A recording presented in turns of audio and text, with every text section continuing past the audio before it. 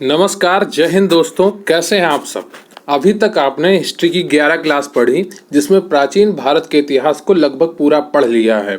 अब हम आज पढ़ेंगे प्राचीन भारत के इतिहास के कुछ एमसीक्यू जो यूपी ट्रिपल एससी द्वारा विगत परीक्षाओं में पूछे गए हैं। तो टोटल उन्होंने आपके 78 प्रश्न पूछे हैं। कितने? 78 प्रश्न विगत परीक्षाओं में उन्होंने एमसीक्यू के द्वारा परीक्षाओं में पूछे हैं। कितने? 78। उनमें से आपके 34 आज के क्लास में होंगे और शेष आपकी कल की क्लास में होंगे। क्लियर है आपको? तो शेष आपको अगली 2 क्लास में हो जाएंगे। जो बचेंगे आपके तकरीबन आपके 44 बचेंगे, तो 22-22 करके आपकी 2 क्लास में हो जाएंगे। क्लियर है आपको? तो आज आप 34 प्रश्न पढ़ेंगे। वो कौन कौन से टॉपिक से होंगे आपके? सिंधु घाटी सभ्यता, वैदिक सभ्यता, जैन और बौद्ध धर्म। जो इन टॉपिक से पूछे हुए प्रश्न हैं उन्हें आज हम देखेंगे, जो यूपी ट्रिपल एससी द्वारा विगत परीक्षाओं में पूछे गए हैं। आज हिस्ट्री की 12वीं क्लास है, तो लगातार आप इन वीडियोस को देखते रहिए और अपनी पढ़ाई को मजबूत करते रहिए। सफलता के लिए निरंतरता बहुत जरूरी है। आज हम प्राचीन भारत के इतिहास में जितने भी परीक्षा में अभी तक पूछे गए प्रश्न हैं उन सबको देखेंगे। तो ये वीडियो आपके लिए बहुत ही इंपॉर्टेंट है। अगर आपने अभी तक पूरा क्लासेस नहीं देखा है तो अगर एक बार ये वीडियो देख लेंगे ना तो भी आपका काफ़ी कवर हो जाएगा। लेकिन आपको सारे वीडियो ज़रूर देखने चाहिए, क्योंकि उसमें जो डिटेल में पढ़ाया गया है, जो टू द पॉइंट पढ़ाया गया है, वो बहुत ही महत्वपूर्ण हो जाता है। एक बार उन्हें देखें और फिर इस क्लास को देखेंगे तो आपको लगेगा कि आपको सभी प्रश्न आते हैं। तो इसमें कौन कौन से टॉपिक आपके कवर हो जाते हैं आज के वीडियो में, देखिए। आप जब सर्च करेंगे UP triple SC all previous year question आपका कवर हो जाएगा। लेखपाल प्रीवियस ईयर क्वेश्चन आपके कवर हो जाएंगे। वीडियो प्रीवियस ईयर क्वेश्चन आपके कवर हो जाएंगे, जो ग्राम विकास अधिकारी परीक्षा में पूछे हुए प्रश्न है। मुख्य सेविका प्रीवियस ईयर क्वेश्चन अभी तो आया हुआ नहीं है, पर जो मुख्य सेविका के लिए प्रीवियस ईयर क्वेश्चन जो इंपॉर्टेंट है वो आपके कवर हो जाएंगे। प्राचीन भारत का इतिहास, ठीक है, जो प्राचीन भारत का इतिहास है वो सभी क्वेश्चन जो यूपी ट्रिपल एससी द्वारा पूछे गए हैं वो सभी इंपॉर्टेंट क्वेश्चन इस वीडियो में हैं। सिंधु घाटी सभ्यता के एमसीक्यू आपके कवर हो जाएंगे। वैदिक सभ्यता के एमसीक्यू आपके कवर हो जाएंगे।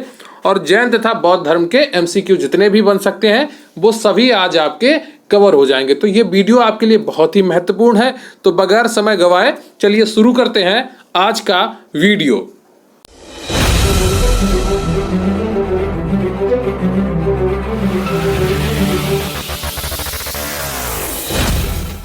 लेकिन उससे पहले मैं आपसे रिक्वेस्ट करूंगा कि आप वीडियो को लाइक कर लें। चैनल पर नए हैं तो चैनल को सब्सक्राइब कर लें। आपके कमेंट बहुत ही महत्वपूर्ण होते हैं हमारे लिए, तो प्लीज़ कमेंट करके ज़रूर बताइएगा कि आपको वीडियो कैसा लगा। और मैं वीडियो के दौरान जो आपसे प्रश्न पूछूं उसका उत्तर भी कमेंट बॉक्स में ज़रूर लिखिएगा। टेलीग्राम चैनल पर आप हमें ज्वाइन कर सकते हैं, इसका लिंक आपको डिस्क्रिप्शन बॉक्स में मिल जाएगा। और प्लीज़ वीडियो अंत तक देखें। तो आज का हमारा जो पहला टॉपिक है सिंधु घाटी सभ्यता, उससे जुड़े जितने भी प्रश्न होंगे उन्हें आज इस वीडियो में करेंगे। फिर हम एक एक टॉपिक करके सभी प्रश्नों को हल करेंगे। टोटल आज आपको 34 प्रश्न पढ़ने हैं, तो ध्यान से लगातार वीडियो देखिएगा। मन बना के पढ़िए, मन कमजोर करके मत पढ़िए, मन को मजबूत करके पढ़िए। मन से हारा हुआ व्यक्ति कभी जीत नहीं सकता, मन को मत हारने दीजिए, ठीक है। तो पहला क्वेश्चन है आपका, हड़प्पा काल का इनमें से कौन सा नगर 3 भागों में विभाजित था? प्रश्न एक बार फिर से सुनिए, हड़प्पा काल का इनमें से कौन सा नगर 3 भागों में विभाजित था? यह आपका आज का प्रश्न है। पहला तो लोथल या मोहनजोदड़ो या कालीबंगा या धौलावीरा। तो कालीबंगा को कहीं कहीं कालीबंगन भी लिखा है, तो उसे आप ध्यान से रखेंगे। यह UP triple SC computer operator की परीक्षा में पूछा हुआ प्रश्न है आपका।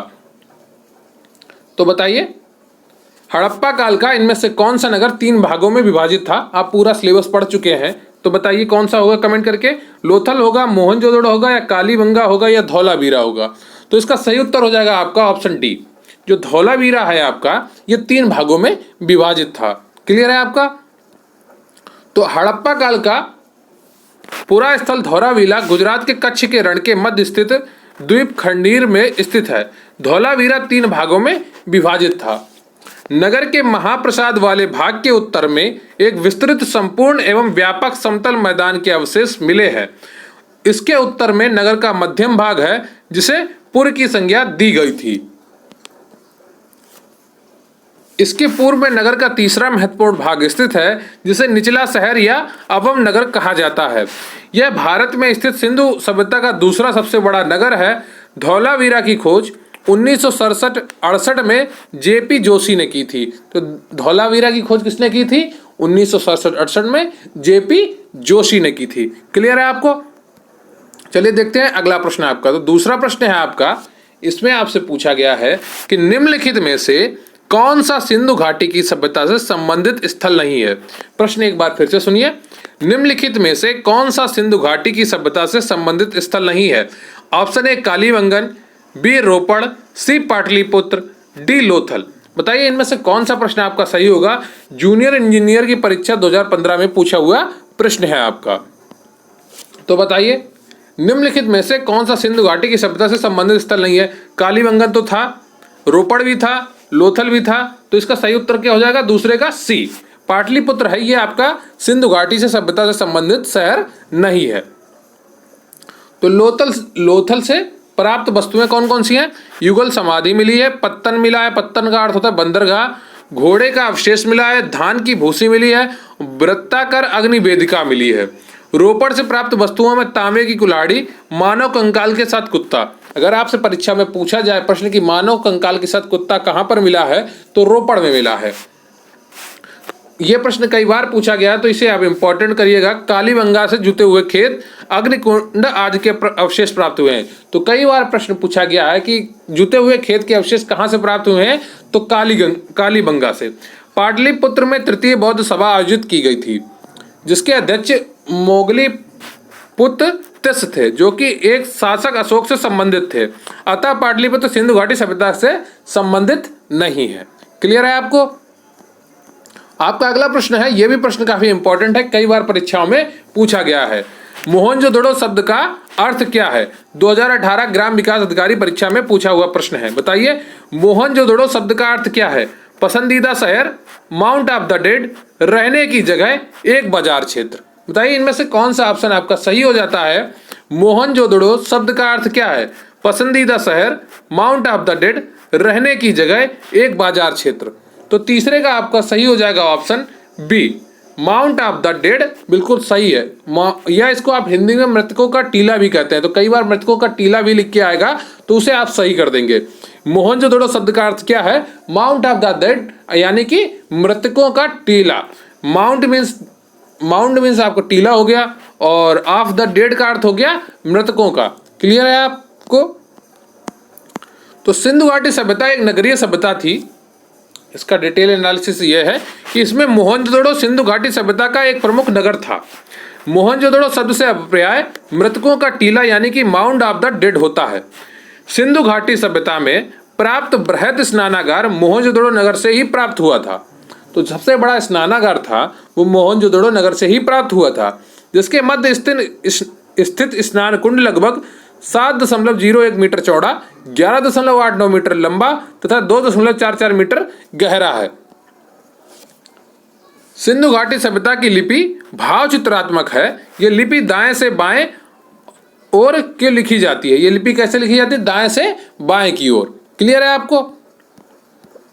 आपका अगला प्रश्न है, सिंधु घाटी सभ्यता के बारे में इनमें से कौन सा कथन सत्य है? बताइए सिंधु घाटी सभ्यता के बारे में इनमें से कौन सा कथन सत्य है? सिंधु लोग कपास का उत्पादन करने वाले थे। ऑप्शन ए है आपका, सिंधु के लोग कपास का उत्पादन करने वाले थे। क्या यह सही है? दूसरा ऑप्शन है, उन्होंने लकड़ी के बक्से में अनाज भंडारित किया। क्या यह ऑप्शन सही है? तीसरा है आपका, सिंधु घाटी सभ्यता पंजाब, सिंधु बलूचिस्तान, गुजरात, राजस्थान और पश्चिम बंगाल के कुछ हिस्सों को कवर करती है। यह आपका चौथा, सिंधु लोग कुत्तों, बिल्लियों और घोड़ों को बड़े पैमाने पर पालते थे। बताइए इनमें से कौन सा ऑप्शन आपका सही होगा? ग्राम विकास अधिकारी परीक्षा 2018 में पूछा हुआ प्रश्न है आपका। काफी बड़ा प्रश्न है आपका, स्क्रीन पे तो आ ही नहीं रहा है। एक बार में इसको काफी जूम आउट करना पड़ेगा, तब आप इसे देख पाएंगे एक बार में पूरा। ठीक है, तो थोड़ा आप समझिएगा इसको। सिंधु घाटी सभ्यता के बारे में इनमें से कौन सा कथन सत्य है? ऑप्शन ए, सिंधु लोग कपास का उत्पादन करने वाले पहले थे। ऑप्शन बी, उन्होंने लकड़ी के बक्से में अनाज भंडारित किया।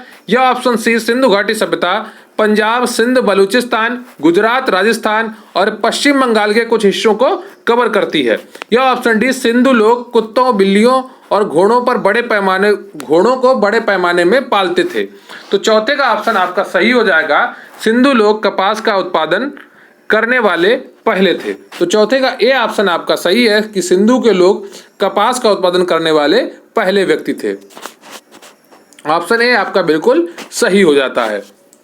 तो इसका डिटेल एनालिसिस क्या है? मोहनजोदड़ो एक अन्य स्थलों पर पाए गए सूती वस्त्रों के रेशों से इस बात का पता चलता है कि कपास की खेती भी की जाती थी।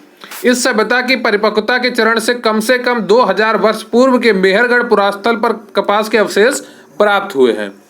सर्वप्रथम यहीं के निवासियों ने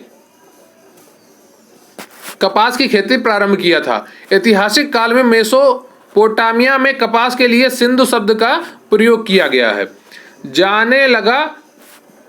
जाने लगा तथा यूनानियों ने इसे सिंडन कहा, जो सिंधु का ही रूपांतर है। हड़प्पाई लोगों का कुल 9 फसलें ज्ञात थीं। गेहूं की 3 किस्में, जौ की 2 किस्में। ठीक है, यहाँ पर जहाँ पर जी लिखा है यहाँ पर जौ करिएगा आप, क्या जौ, ठीक है, जौ करिएगा। और ये सब आपको वैसे नहीं पढ़ना है। कपास, खजूर, तरबूज, मटर, राई, सरसों आदि, तिल, ये सब था। ठीक है, अगला प्रश्न है आपका, हड़प्पा सभ्यता के एक हिस्से लोथल की खुदाई की खोज किसने की थी? बताइए, हड़प्पा सभ्यता के एक हिस्से लोथल की खुदाई की खोज किसने की थी? Option A Dayaram Sahni, SR Rao, या ऑप्शन बी राखलदास बनर्जी, या ऑप्शन सी SR राव, या ऑप्शन डी RS बिस्ट। ग्राम विकास अधिकारी परीक्षा 2018 में पूछा हुआ प्रश्न है आपका कि हड़प्पा सभ्यता के एक हिस्से लोथल की खोज किसने की थी? बताइए, दयाराम साहनी, SR राव ने, या राखलदास बनर्जी ने, या SR राव ने, या RS बिस्ट ने। तो पांचवें का ऑप्शन आपका सही हो जाएगा सी, SR राव ने। किसने? SR राव ने की थी। क्लियर है आपको? तो लोथल सैंधव सभ्यता का एक प्रमुख स्थल है। लोथल का टीला अहमदाबाद गुजरात जिले में सरगवल नामक ग्राम के समीप स्थित है। 1955 तथा 1962 के मध्य SR राव के निर्देशन में वहां खुदाई की गई। यहाँ के नगर 2 भागों में विभाजित थे, दुर्ग तथा निचला नगर। संपूर्ण बस्ती एक ही प्राचीर से घिरी थी। लोथल से मनका बनाने का कारखाना, धान के साक्ष्य, अग्निकुंड के साक्ष्य मिले हैं। क्लियर है आपको? तो लोथल सैंधव सभ्यता का एक प्रमुख स्थल है। लोथल का टीला अहमदाबाद गुजरात जिले में सरगवल नामक ग्राम के समीप स्थित है। 1955 तथा 1962 के मध्य SR राव के निर्देशन में वहां खुदाई की गई। यहाँ के नगर 2 भागों में विभाजित थे, दुर्ग तथा निचला नगर। ठीक है, संपूर्ण बस्ती एक प्राचीर से घिरी थी। लोथल से मनका बनाने का कारखाना, धान के साक्ष्य, अग्निकुंड के साक्ष्य मिले हैं। तो आपके लिए इंपॉर्टेंट क्या है? एक तो ये पहला वाला इंपॉर्टेंट है और ये तीसरा वाला इंपॉर्टेंट है। क्लियर है आपको? तो ये आपको छोटी सी जानकारी मैं देता हूं कि मुख्य सेविका स्पेशल PDF बैच हमारे चैनल पर चल रहा है, जिसकी फीस मात्र 450 रुपये है। इसका नाम है बैच का मुख्य सेविका गरिमा बैच। इससे जुड़ने के लिए आप टेलीग्राम पर QRC हेल्प सर्च कर सकते हैं। सभी क्लासेस की PDF आपको यहाँ पर प्रोवाइड कराई जाएंगी। नोट्स की PDF आपको प्रोवाइड कराई जाएंगी। 10 फुल पेपर जैसे मॉक टेस्ट और उनका सोल्यूशन भी आपको कराया जाएगा। आपका समय समय पर गाइडेंस और मोटिवेशन आपको दिया जाएगा। आपको समस्या होगी तो आपको बताया जाएगा उसका सोल्यूशन क्या होगा। और अन्य जो भी टेस्ट सीरीज हमारे चैनल पर चलेंगी उन सभी की PDF आपको प्रोवाइड कराई जाएंगी। आपके जितने भी सब्जेक्ट होंगे ऑफिशियल सिलेबस में उन सभी की PDFs आपको प्रोवाइड कराई जाएंगी। आपको कोई भी किताब खरीदने की आवश्यकता नहीं होगी। आपको बहुत ही अच्छे से हर चीज़ समझाकर पढ़ाई जाएगी।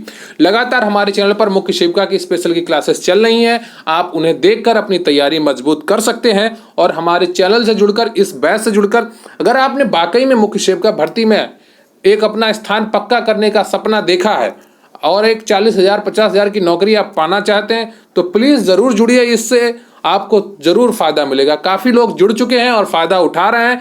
मात्र 450 रुपये में आप 40 से 45,000 की नौकरी पा सकते हैं। तो कोई भी लापरवाही मत करिए और निरंतर पढ़ाई शुरू करिए। जब तक आपकी पढ़ाई में निरंतरता नहीं होगी आप सफल नहीं होंगे।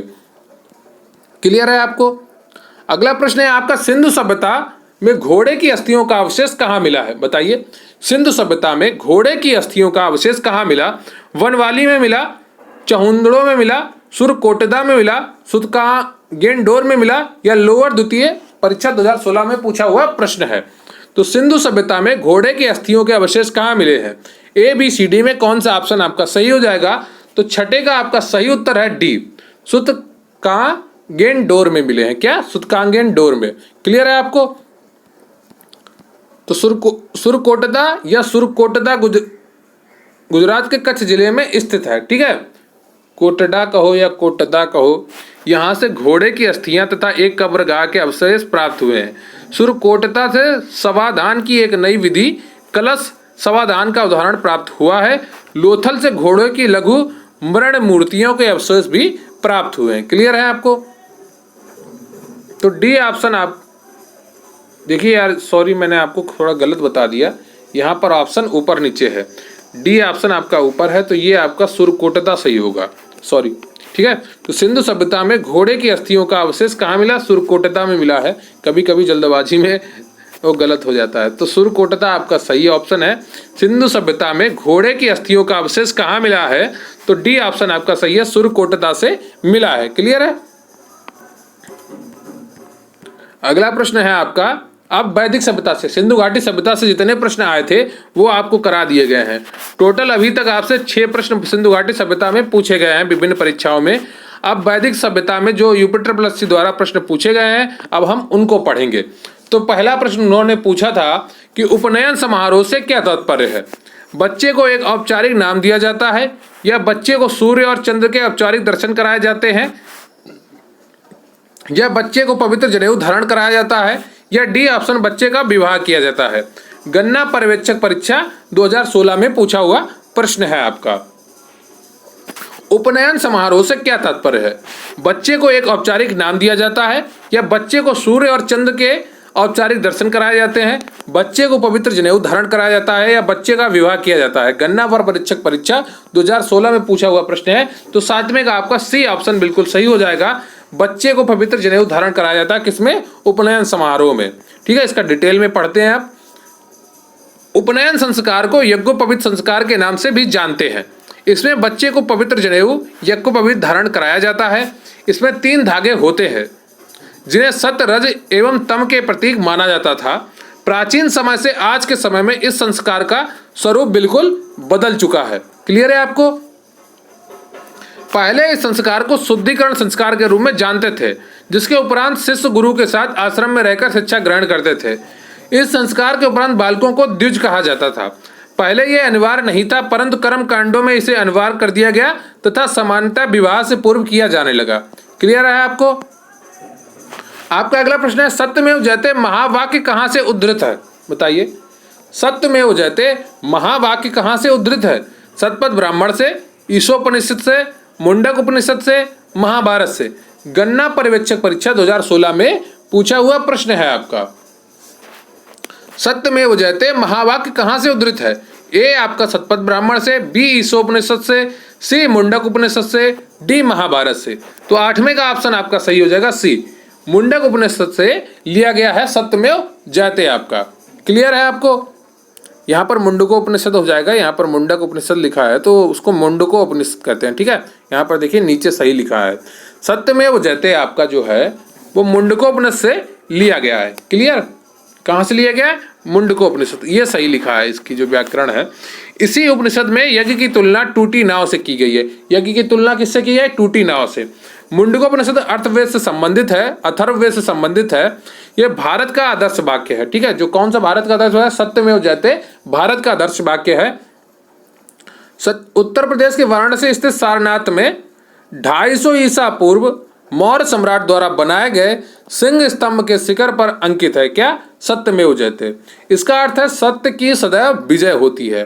तो सत्यमेव जयते कहाँ पर स्थित है? वाराणसी स्थित सारनाथ में 250 ईसा पूर्व मौर्य सम्राट द्वारा बनाए गए सिंह स्तंभ के शिखर पर अंकित है। क्या? सत्यमेव जयते। आपका अगला प्रश्न है, वेदों के गद्य प्रकरण क्या कहलाते हैं? बताइए, जो वेदों के गद्य प्रकरण होते हैं वो क्या कहलाते हैं? संहिता, ब्राह्मण, आरण्यक, उपनिषद। कनिष्ठ सहायक परीक्षा 2015 में पूछा हुआ प्रश्न है। बताइए, वेदों के गद्य प्रकरण क्या कहलाते हैं? संहिता, ब्राह्मण, आरण्यक या उपनिषद। तो 9 का आपका सही उत्तर हो जाएगा बी, ब्राह्मण कहलाते हैं। क्लियर है आपको? तो वेदों के गद्य प्रकरण क्या कहलाते हैं? ब्राह्मण कहलाते हैं। वे वेदों के गद्य भाग हैं जिनके द्वारा वेदों को समझने में सहायता मिलती है। आरण्यक क्या है? आरण्यक शब्द का अर्थ वन में लिखा जाने वाला, जो वन में लिखा जाता है उसे आरण्यक कहते हैं। इन्हें वन पुस्तक कहा जाता है। इन्हें जंगलों में रहने वाले सन्यासियों और छात्रों के लिए लिखा गया था। उपनिषद क्या है? उपनिषद शब्द उप और निस धातु से बना है। उप का अर्थ है समीप और निस का अर्थ है बैठना, अर्थात गुरु के पास बैठकर ज्ञान प्राप्त करना। यह वेदों का अंतिम भाग है। क्या? उपनिषद वेदों का अंतिम भाग है। सॉरी। अगला प्रश्न है आपका, निम्नलिखित में से कौन सा ज्ञान के सिद्धांत पर बल देता है? योग दर्शन, वेदांत दर्शन, सांख्य दर्शन या उपनिषद? इनमें से कौन सा ऑप्शन आपका सही है? निम्नलिखित में से कौन सा ज्ञान के सिद्धांत पर बल देता है? योग दर्शन, वेदांत दर्शन, सांख्य दर्शन या उपनिषद? स्टेनोग्राफर परीक्षा 2015 में पूछा हुआ प्रश्न है। तो 10वें का सही ऑप्शन हो जाएगा आपका डी। उपनिषद जो है वो ज्ञान के सिद्धांत पर बल देते हैं। उपनिषद हिंदू धर्म का महत्वपूर्ण श्रुति ग्रंथ है। श्रुति ग्रंथ किसे कहते हैं? जिन्हें सुना जाता है। यह वैदिक गम्य के अभिन्न भाग हैं। इसमें परमेश्वर, परमात्मा, ब्रह्म और आत्मा के स्वभाव और संबंध का बहुत ही दार्शनिक और ज्ञानपूर्ण वर्णन किया गया है। दुनिया के कई दार्शनिक उपनिषद को सबसे अच्छा ज्ञान कोश मानते हैं।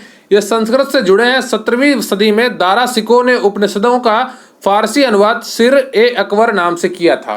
तो कई बार परीक्षाओं में आपके प्रश्न ये पूछा गया है कि दारासिको ने किसका अनुवाद फारसी में कराया था? तो उपनिषदों का कराया था। किस नाम से कराया था? सिर ए अकबर। सिर ए अकबर। क्लियर है आपको?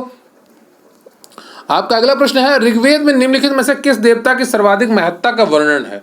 बताइए, ऋग्वेद में निम्नलिखित में से किस देवता की सर्वाधिक महत्ता का वर्णन है? वरुण का, इंद्र का, अग्नि का या शिव का? स्टेनोग्राफर परीक्षा 2015 में पूछा हुआ प्रश्न है आपका।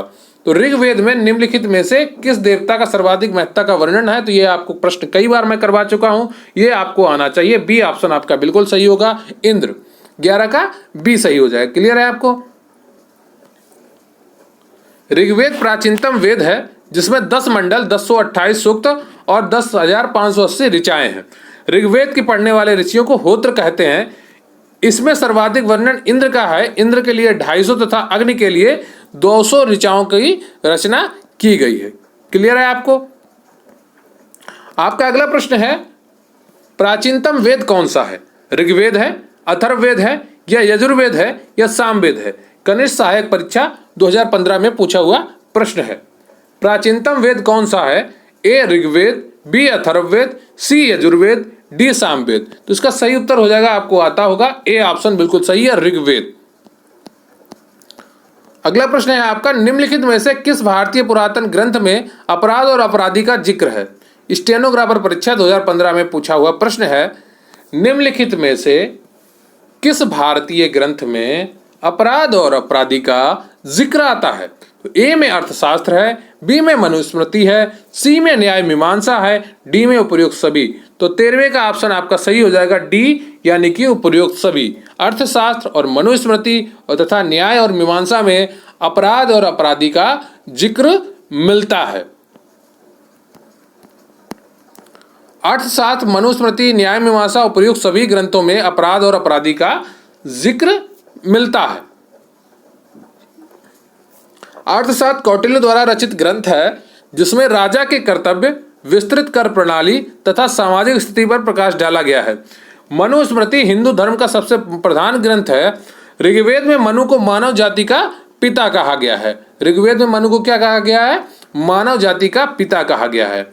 आपका अगला प्रश्न है, शतपथ ब्राह्मण और तैत्तिरीय ब्राह्मण किसके ब्राह्मण मूल पाठ हैं? यह आपका राजस्व लेखपाल परीक्षा 2015 में पूछा गया प्रश्न है कि शतपथ ब्राह्मण और तैत्तिरीय ब्राह्मण किसके ब्राह्मण मूल पाठ है? ऑप्शन ए आपका सामवेद, बी अथर्ववेद, सी ऋग्वेद, डी यजुर्वेद। बताइए कौन सा ऑप्शन आपका 14वें का सही हो जाएगा? तो इसका सही उत्तर है आपका यजुर्वेद का। ठीक है, तो शतपथ ब्राह्मण और तैत्तिरीय ब्राह्मण यजुर्वेद के मूल पाठ हैं। वेद और उनके ब्राह्मण निम्नलिखित हैं। तो ये आप याद कर लीजिए या कहीं पर नोट कर लीजिए। हो सकता है आपकी परीक्षा में यहाँ से प्रश्न आ जाए। ऋग्वेद यानी कि ऐतरेय ब्राह्मण और कौशितकी ब्राह्मण, शुक्ल यजुर्वेद यानी कि शतपथ ब्राह्मण, कृष्ण यजुर्वेद यानी कि तैत्तिरीय ब्राह्मण, और सामवेद क्या है, पंचविश ब्राह्मण, अथर्ववेद क्या है, गोपथ ब्राह्मण। क्लियर है आपको? वेद और उनके ब्राह्मण निम्नलिखित हैं। ऋग्वेद यानी कि ऐतरेय ब्राह्मण और कौशिकी ब्राह्मण, ठीक है। और शुक्ल यजुर्वेद में क्या आता है, शतपथ ब्राह्मण। कृष्ण यजुर्वेद में क्या आता है, तैत्तिरीय ब्राह्मण। और सामवेद में क्या आता है, पंचविश ब्राह्मण। और अथर्ववेद में क्या आता है, गोपथ ब्राह्मण। क्लियर है आपको? आपका अगला प्रश्न है, ऋग्वेद में निहित गायत्री मंत्र किस देवता को समर्पित है? बताइए। प्रश्न है आपका, ऋग्वेद में निहित गायत्री मंत्र किस देवता को समर्पित है? अग्नि को, या मारुत को, या इंद्र को, या सावित्री को? यूडीए एलडीए परीक्षा 2015 में पूछा हुआ प्रश्न है आपका। तो उसका सही उत्तर क्या हो जाएगा? ऋग्वेद में निहित गायत्री मंत्र किस देवता को समर्पित है? तो इसका सही उत्तर है आपका ऑप्शन डी, सावित्री को। ठीक है, डी ऑप्शन आपका सही है। ऋग्वेद के तीसरे मंडल में निहित गायत्री मंत्र सावित्री देवता को, या सावित्री आप जो भी कहें, सविता कहें, को समर्पित है। इस मंडल की रचना विश्वामित्र ने की थी। ऋग्वेद में कुल 10 मंडल हैं। ऋग्वेद के 2 से 7 तक के मंडल सबसे पुराने माने जाते हैं। तो ऋग्वेद के 2 से 7 तक के मंडल हैं वो सबसे पुराने माने जाते हैं। क्लियर है आपको? आपका अगला प्रश्न है, सर्वाधिक प्राचीन पुराण कौन सा है? बताइए। मत्स्य पुराण है, विष्णु पुराण है, नारद पुराण है, या वामन पुराण है? वन रक्षक भर्ती 2015 में पूछा हुआ प्रश्न है आपका। सर्वाधिक प्राचीन पुराण कौन सा है? मत्स्य पुराण है, विष्णु पुराण है, नारद पुराण है, या वामन पुराण है? तो 16वें का सही उत्तर हो जाएगा आपका ए, मत्स्य पुराण आपका सर्वाधिक प्राचीन पुराण है, या पुराना पुराण है, आप जो भी कहें। तो इसका डिटेल क्या है? भारतीय ऐतिहासिक कथाओं का सबसे अच्छा क्रमबद्ध विवरण पुराणों में मिलता है। इनकी संख्या 18 है। पुराणों की संख्या कितनी है? 18, जिनमें से 5 मत्स्य पुराण, वायु पुराण, विष्णु पुराण, ब्राह्मण पुराण, भागवत पुराण सबसे प्रमुख है। एक बार फिर से नाम सुनिए, मत्स्य पुराण, वायु पुराण, विष्णु पुराण, ब्राह्मण पुराण, भागवत पुराण, ये सब क्या है? सबसे प्रमुख है। पुराणों में मत्स्य पुराण अथवा वायु पुराण जिसे कह सकते हैं सबसे प्राचीन एवं प्रमाणिक है। क्लियर है आपको? आपका अगला प्रश्न है, निम्न में से कौन सा उपवेद नहीं है? बताइए। देखिए, आपके ये 17वां क्वेश्चन है और आपके टोटल 34 प्रश्न हैं इस वीडियो में। आप थक गए होंगे, ऐसा फील हो रहा हो शायद आपको, पर प्लीज़ वीडियो छोड़ के मत भागिएगा, अच्छे से पढ़ते रहिए। आपकी निरंतरता ही आपकी सफलता की गारंटी है। जो कार्य शुरू करें उसे समाप्त जरूर करें। अगर आपने अभी तक वीडियो लाइक नहीं किया है तो प्लीज़ वीडियो को लाइक कर लीजिए और चैनल को सब्सक्राइब कर लीजिए, और कमेंट करके ज़रूर बताइएगा कि आज का वीडियो आपको कैसा लगा। तो निम्न में से कौन सा उपवेद नहीं है? क्या धनुर्वेद, क्या शास्त्रवेद, आयुर्वेद, या योगवेद? लोअर तृतीय परीक्षा 2016 में पूछा हुआ प्रश्न है आपका। तो इसका सही उत्तर हो जाएगा आपका जो आपका योगवेद है, ये उपवेद नहीं है। 17 का डी ऑप्शन आपका बिल्कुल सही है। तो उपवेद वेद से संबंधित माने जाते हैं। उपवेदों की संख्या 4 है, आयुर्वेद, गंधर्व वेद, धनुर्वेद, शिल्पवेद, जबकि योगवेद उपवेद नहीं है। धनुर्वेद यजुर्वेद का उपवेद है, आयुर्वेद ऋग्वेद का उपवेद है, गंधर्व वेद सामवेद का उपवेद है, तथा शिल्पवेद अथर्ववेद का उपवेद है। ठीक है, क्लियर है आपको? आपका अगला प्रश्न है, वैदिक देवता इंद्र किसके देवता हैं? बताइए। वैदिक देवता जो हैं वो इंद्र किसके देवता हैं? क्या हवा के हैं, क्या तूफान के हैं, क्या वर्षा व चक्रवात के हैं, या अग्नि के हैं? जूनियर इंजीनियर परीक्षा 2015 में पूछा हुआ प्रश्न 16 में। ठीक है, तो वैदिक देवता इंद्र किसके देवता हैं? तो इसका सही उत्तर क्या हो जाएगा? आपका 18वें का सी ऑप्शन आपका बिल्कुल सही है। वर्षा व चक्रवात के देवता है वैदिक देवता इंद्र। तो ऋग्वैदिक लोग प्राकृतिक शक्तियों का मानवीकरण करके उनकी पूजा करते थे। देवों की पूजा की प्रधान विधि थी स्तुति पाठ करना एवं यज्ञ में बलि चढ़ाना। प्रारंभ में आर्यों के प्रमुख देवता वरुण थे, लेकिन ऋग्वेद के रचना काल तक इंद्र सर्वप्रमुख देवता हो गए। इंद्र युद्ध का देवता, दुर्गों का तोड़ने वाला पुरंदर तथा वर्षा व चक्रवात के देवता माने जाते हैं। तो कई बार आपसे परीक्षा में पूछा गया है कि पुरंदर किसका पर्यायवाची है? तो इंद्र का है। ऋग्वेद में इंद्र के लिए 250 ऋचाओं की रचना की गई है। क्लियर है आपको? अब आ जाते हैं महाजनपद काल पे। तो इससे सिर्फ एक प्रश्न पूछा गया है। आपने अभी तक पढ़े वैदिक संस्कृति से और आपके वैदिक सभ्यता और सिंधु घाटी सभ्यता से प्रश्न। अब महाजनपद काल है, इससे सिर्फ एक प्रश्न पूछा गया, वो मैं आपको करा देता हूँ। इसीलिए मैंने महाजनपद काल आपको नहीं पढ़ाया। उससे जुड़े कुछ और प्रश्न होंगे वो मैं आपको करा दूंगा जो संभावित हो सकते हैं। वैसे आपकी परीक्षा में इससे प्रश्न नहीं पूछे जाते हैं। बिंबिसार को मैंने आपको पढ़ाया है। राजा बिंबिसार के दरबार में उस प्रसिद्ध चिकित्सक का क्या नाम है जो भगवान बुद्ध के निजी चिकित्सक थे? क्या जातशत्रु थे, क्या सारिपुत्र थे, या जीवक थे, या राहुल थे? बताइए। राजा बिंबिसार के दरबार में उस प्रसिद्ध चिकित्सक का क्या नाम है जो भगवान बुद्ध के निजी चिकित्सक थे? तो 19 का ऑप्शन आपका सही हो जाएगा सी। जीवक जो थे वो बुद्ध के निजी चिकित्सक बने थे। लोअर एग्जाम में 2019 में पूछा हुआ प्रश्न है आपका। सी ऑप्शन बिल्कुल सही हो जाता है। तो बिंबिसार हर्यक वंश का संस्थापक था। वह बौद्ध धर्म का अनुयायी था। कौन था बौद्ध धर्म का अनुयायी? बिंबिसार। किस वंश का संस्थापक था? हर्यक वंश का। इसके दरबार में प्रसिद्ध चिकित्सक जीवक रहते थे जिन्हें भगवान बुद्ध का निजी चिकित्सक के रूप में उनकी सेवा के लिए भेजा गया था। अजात शत्रु पूर्वी भारत में मगध के हर्यक वंश का एक राजा था। वह बिंबिसार का पुत्र था। अजात शत्रु ने अपने ही पिता की हत्या कर दी थी और राजा बन गया था। समझे? फिर अजात शत्रु के बेटे ने अजात शत्रु की हत्या कर दी थी। जैसे के साथ तैसा हो गया। अब प्रश्न है आपके जैन एवं बौद्ध धर्म के।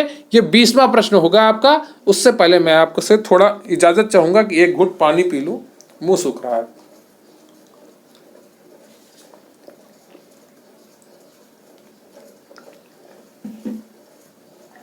ठीक है। आपका अगला प्रश्न है, भगवान बुद्ध की 200 फीट ऊंची कांस्य प्रतिमा स्थापित करने का निर्णय लिया गया है। बताइए कहां पर 200 फुट ऊंची भगवान बुद्ध की प्रतिमा स्थापित की जा रही है? स्टेनोग्राफर परीक्षा 2015 में पूछा हुआ प्रश्न है। जैन एवं बौद्ध धर्म से आप प्रश्न पूछे हुए आपको कराए जा रहे हैं, तो आप अच्छे से करते रहिए। ये प्रश्न भी मैंने आपको मॉक टेस्ट में कराया है। भगवान बुद्ध की 200 फीट ऊंची कांस्य प्रतिमा स्थापित करने का निर्णय लिया गया है। बताइए कुशीनगर में, या सारनाथ में, या श्रावस्ती में, या बामियान में? तो उसका सही उत्तर हो जाएगा आपका 20वें का ए, कुशीनगर में। क्लियर है आपको? तो उत्तर प्रदेश के पूर्व मुख्यमंत्री अखिलेश यादव ने द्वारा मैत्रेय परियोजना के तहत सबसे ऊंची 200 फीट की भगवान बुद्ध की कांस्य प्रतिमा उनके परिनिर्वाण स्थल कुशीनगर में स्थापित करने का निर्णय लिया गया था। पर ये तो सरकार बदल गई, तो फिर कुछ हुआ ही नहीं, है ना। परीक्षा में प्रश्न आया था तो मैंने आपको करा दिया। ये करंट अफेयर्स का वैसे प्रश्न था, इसको यहाँ पे नहीं रखना चाहिए था, पर पूछा गया, बुद्ध से जुड़ा हुआ था, इसलिए मैंने आपको करा दिया। बुद्ध का महापरिनिर्वाण कहाँ प्राप्त हुआ था? बताइए बुद्ध को महापरिनिर्वाण कहाँ प्राप्त हुआ था? बोधगया, कुशीनगर, राजगिरी, या वैशाली? बताइए बुद्ध को महापरिनिर्वाण कहाँ प्राप्त हुआ था? तो 21 का ऑप्शन आपका बी सही है, कुशीनगर में। क्लियर है? असिस्टेंट अकाउंटेंट परीक्षा 2015 में पूछा हुआ प्रश्न है। बी ऑप्शन आपका इसका सही हो जाता है। महापरिनिर्वाण का अर्थ होता है मृत्यु। ठीक है, जो महात्मा बुद्ध की जब मृत्यु हुई तो उसको उन्होंने क्या कहा? महापरिनिर्वाण कहा। अगला प्रश्न है आपका, किस स्मारक से गौतम बुद्ध ने दुनिया के लिए बौद्ध धर्म के अपने दिव्य ज्ञान का प्रचार किया था? क्या हुमायूं का मकबरा से, या महाबोधि मंदिर समूह से, या कुतुब मीनार से, या लाल किला परिसर से? लोअर द्वितीय परीक्षा में 2018 में पूछा हुआ प्रश्न है, किस स्मारक से गौतम बुद्ध ने दुनिया के लिए बौद्ध धर्म के अपने दिव्य ज्ञान का प्रचार किया था? तो इसका सही उत्तर हो जाएगा आपका 22 का बी, महाबोधि मंदिर समूह। क्लियर है आपको? तो महाबोधि मंदिर बिहार के गया जिले में स्थित है। इसका निर्माण ईसा पूर्व 3री शताब्दी में सम्राट अशोक ने करवाया था। क्लियर है आपको? अगला प्रश्न है आपका, गौतम बुद्ध ने में धम्मचक्कपवत्तन सूत्र यानी कि धर्मचक्र प्रवर्तन सूत्र का उपदेश दिया था। बताइए कहां पर दिया था? गौतम बुद्ध ने, पता नहीं पेपर में कैसे कैसे शब्द लिख देते हैं, धम्मचक्कपवत्तन सूत्र। ये प्राकृत या पाली भाषा में होगा, है ना? किस भाषा में था? चल खैर छोड़िए। कपिलवस्तु, या लुम्बिनी, या बोधगया, या सारनाथ? बताइए इनमें से कौन सा ऑप्शन आपका सही है? गौतम बुद्ध ने धर्मचक्र प्रवर्तन का उस सूत्र का उपदेश कहाँ पर दिया था? तो इसका 23वें का ऑप्शन आपका डी सही है, सारनाथ में। क्लियर है आपको? कनिष्ठ सहायक परीक्षा 2019 में पूछा हुआ प्रश्न है, डी ऑप्शन आपका सही हो जाता है। तो महात्मा गौतम बुद्ध के प्रथम उपदेश को धर्मचक्र प्रवर्तन कहा जाता है। गौतम बुद्ध ने अपना प्रथम उपदेश सारनाथ यानी कि उत्तर प्रदेश वाराणसी में दिया था। क्लियर है आपको? अब अगला प्रश्न देखते हैं 24वां है, उस स्थान का नाम बताएं जहां बौद्धों की मान्यता के अनुसार गौतम बुद्ध ने अपनी मृत्यु के बाद परिनिर्वाण प्राप्त किया।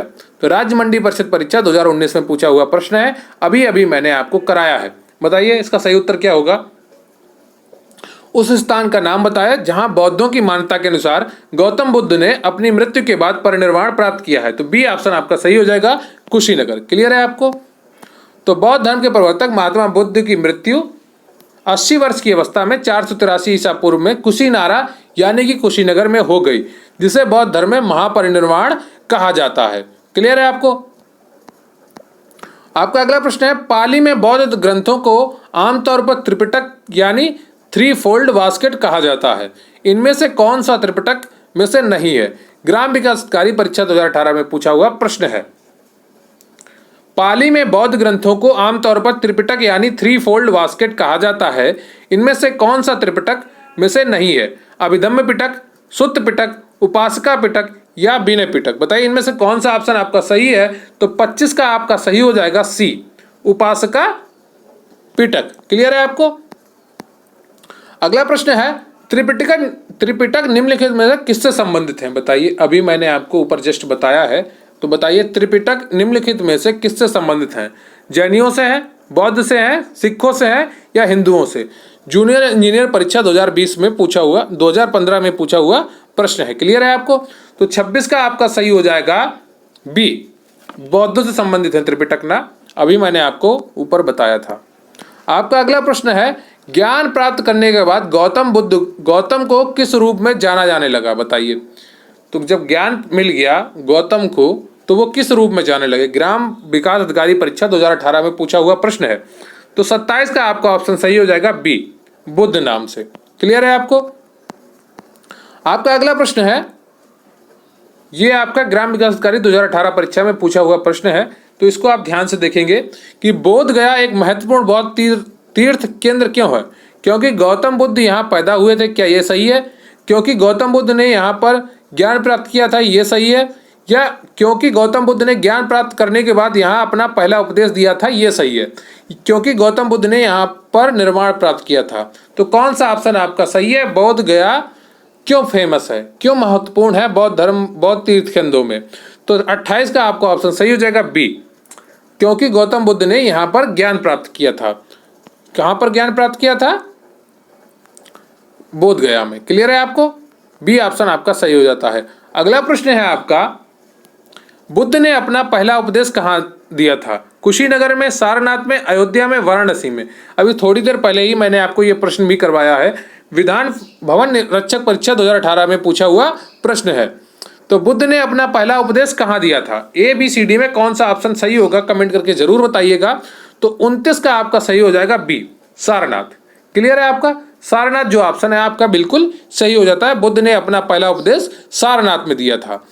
प्लीज़ चैनल को सब्सक्राइब कर लीजिए अगर आपने अभी तक नहीं किया है, और वीडियो को लाइक कर लीजिए।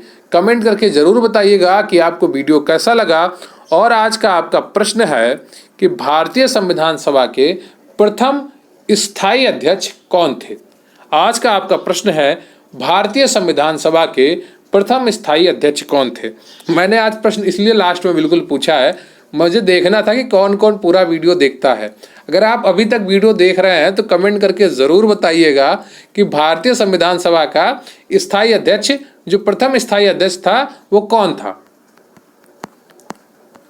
बौद्धों के लिए उत्तर प्रदेश में स्थित सारनाथ क्यों महत्वपूर्ण है? ये आपका विधान भवन रक्षक परीक्षा 2018 में पूछा हुआ प्रश्न है। तो देख रहे हैं आप बौद्ध धर्म से कितने ज़्यादा प्रश्न पूछे गए हैं आपकी परीक्षाओं में। बौद्धों के लिए उत्तर प्रदेश में स्थित सारनाथ क्यों महत्वपूर्ण है? भगवान बुद्ध ने सारनाथ में ज्ञान प्राप्त किया था, या भगवान बुद्ध को जन्म सारनाथ में हुआ था, या भगवान बुद्ध का सारनाथ में महापरिनिर्वाण प्राप्त हुआ था, या ज्ञान प्राप्त करने के बाद भगवान बुद्ध ने सारनाथ में अपना पहला उपदेश दिया था? तो 30 का कौन सा ऑप्शन आपका सही हो जाएगा ए बी सी डी में? 30 का ऑप्शन आपका डी सही हो जाता है। ज्ञान प्राप्त करने के बाद भगवान बुद्ध ने सारनाथ में अपना पहला उपदेश दिया था। क्लियर है आपको? डी ऑप्शन आपका सही हो जाता है। तो गौतम बुद्ध ने ज्ञान प्राप्ति के बाद उत्तर प्रदेश के सारनाथ यानी कि ऋषिपत्तनम में 5 सन्यासी ब्राह्मणों को अपना प्रथम उपदेश दिया, जिसे बौद्ध ग्रंथ में धर्म चक्र प्रवर्तन के नाम से जाना जाता है। जब गौतम बुद्ध ने अपना पहला उपदेश दिया तो उसे क्या कहा गया? धर्म चक्र प्रवर्तन कहा गया। कहां पर पहला उपदेश दिया था? सारनाथ में दिया था। क्लियर है आपको? अगला प्रश्न है आपका, मनुष्य जीवन का सर्वोत्तम ध्येय कैवल्य है, जिसका अर्थ है बताइए। जो मनुष्य के जीवन का सर्वोत्तम अर्थ ध्येय है कैवल्य, इसका अर्थ क्या है? ये जैन धर्म से जुड़ा हुआ प्रश्न है आपका। दूसरों को शिक्षा देना, या दूसरों का अनुसरण करना, या इच्छाओं पर विजय पाना, या दूसरों की सेवा करना। चकबंदी लेखपाल परीक्षा 2015 में पूछा हुआ प्रश्न है आपका। तो मनुष्यों के जीवन का सर्वोत्तम ध्येय कैवल्य है, तो जिसका अर्थ क्या होगा? इसका अर्थ होगा सी, इच्छाओं पर विजय प्राप्त करना। क्लियर है आपको? 31 का कौन सा सही हो जाएगा? सी सही हो जाएगा। इच्छाओं पर विजय प्राप्त करना कैवल्य का अर्थ है। तो कैवल्य का अर्थ इच्छाओं पर विजय प्राप्त करना होता है। आपका 32वां प्रश्न है, 24वें जैन तीर्थंकर या अंतिम तीर्थंकर कौन थे? पार्श्वनाथ थे, या ऋषभ थे, या महावीर थे, या अरिष्टनेमी थे? यूडीए परीक्षा 2015 में पूछा हुआ प्रश्न है। 24वें जैन तीर्थंकर या अंतिम तीर्थंकर कौन थे? तो इसका सही उत्तर हो जाएगा आपका ऑप्शन सी, महावीर स्वामी जो आपके थे वो 24वें जैन तीर्थंकर थे और अंतिम तीर्थंकर भी थे। आपका 33, तो इसका थोड़ा डिटेल देख लेते हैं। महावीर स्वामी जैन धर्म के अंतिम एवं 24वें तीर्थंकर थे। महावीर स्वामी से पहले 23 तीर्थंकर जैन धर्म में हुए। महावीर स्वामी ज्ञान प्राप्ति के बाद महावीर कहलाए, जिसका अर्थ होता है अपनी साधना में अतुल पराक्रम दिखाना। क्लियर है? आपका अगला प्रश्न है, पहले जैन तीर्थंकर कौन थे? बताइए कमेंट करके, पहले जैन तीर्थंकर कौन थे? राजस्व निरीक्षक परीक्षा 2016 में पूछा हुआ प्रश्न है आपका। तो पहले जैन तीर्थंकर कौन थे? इसका सही उत्तर हो जाएगा आपका जो आपके ऋषभ देव थे, ऑप्शन बी, ये पहले जैन तीर्थंकर थे। क्लियर है आपको? अगला प्रश्न है आपका 34वां, जैन धर्म में 3 रत्न दिए जाते हैं और उन्हें निर्वाण का मार्ग कहा जाता है, वे बताइए क्या है? ऑप्शन ए आपका है सही भाषण, सही ज्ञान और सही आचरण। बी है सही विश्वास, सही ज्ञान और सही व्यवहार। या सी सही विश्वास, सही पथ और सही आचरण। या डी सही विश्वास, सही ज्ञान और सही आचरण। तो जैन धर्म में 3 रत्न बताए गए हैं, त्रिरत्न बताए गए हैं, वे निर्वाण का मार्ग कहा जाता है, तो वे क्या है? तो इसका ऑप्शन सही हो जाएगा आपका डी, सही विश्वास, सही ज्ञान और सही आचरण। क्लियर है आपको? ये ग्राम विकास कार्य परीक्षा 2018 में पूछा हुआ प्रश्न था।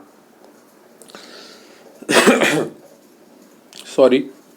तो जैन धर्म के संस्थापक एवं प्रथम तीर्थंकर ऋषभ देव थे।